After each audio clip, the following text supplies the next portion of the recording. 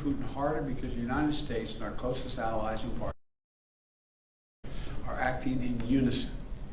The totality of our sanctions and export controls is crushing the Russian economy. The ruble has lost more than half its value. They tell me it takes about 200 rubles to equal $1 these days. Moscow Stock Exchange has been closed for 2 weeks because they know the moment it opens, it will probably collapse. Credit rating agencies has downgraded Russia's government to junk status, its economy to junk status. The list of businesses, international corporations leaving Russia is growing by the day. We're also continuing to close corporations with allies and partners to make sure that the close cooperation we continue to have, the Ukrainian people are able to defend their own nation. The United States has sent more than $1 billion in security assistance to Ukraine over the last year, including anti-armor and anti-air capabilities, taking out tanks and planes and helicopters, with new shipments arriving every day. We, the United States, are also facilitating significant shipments of security assistance from our allies and partners to Ukraine.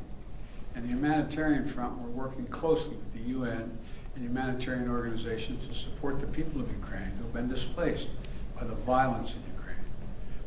We're providing tens of thousands of tons of humanitarian supplies, food, water, medicines, coming via truck and train every single day.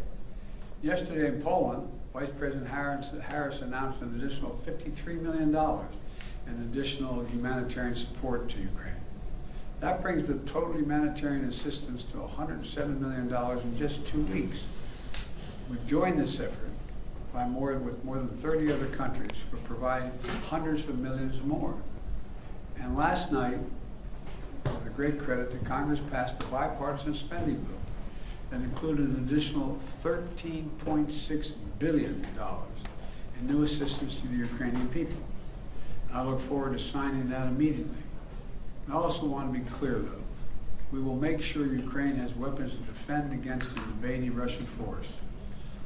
We will send money, food, and aid to save the Ukrainian people. And I will welcome the Ukrainian refugees. We should welcome them here with open arms if they need access. And we're going to provide more support for Ukraine. We're going to continue to stand together with our allies in Europe and send unmistakable message. We'll defend every single inch of NATO territory with the full might of the united and galvanized NATO. We will not fight a war against Russia in Ukraine. Direct confrontation between NATO and Russia is World War III, something we must strive to prevent. But we already know Putin's war against Ukraine will never be a victory. He hoped to dominate Ukraine without a fight. He failed. He hoped to fracture European resolve. He failed. He hoped to weaken the transatlantic alliance. He failed. He hoped to split apart American democracies in terms of our positions. He failed. The American people are united. The world is united. And we stand with the people of Ukraine. We will not let autocrats and would-be emperors dictate the direction of the world. Democracies are rising to meet this moment, rallying the world to the side of peace and the side of security. We're showing our strength, and we will not falter. God bless all of you. God bless Ukraine, and God bless our troops. President Biden, your White House has said that Russia may use chemical weapons or create a false flag operation to use them. What evidence have you seen showing that?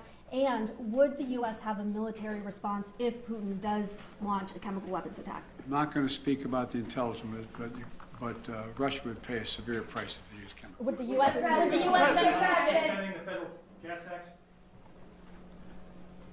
Will this make Putin stop his war?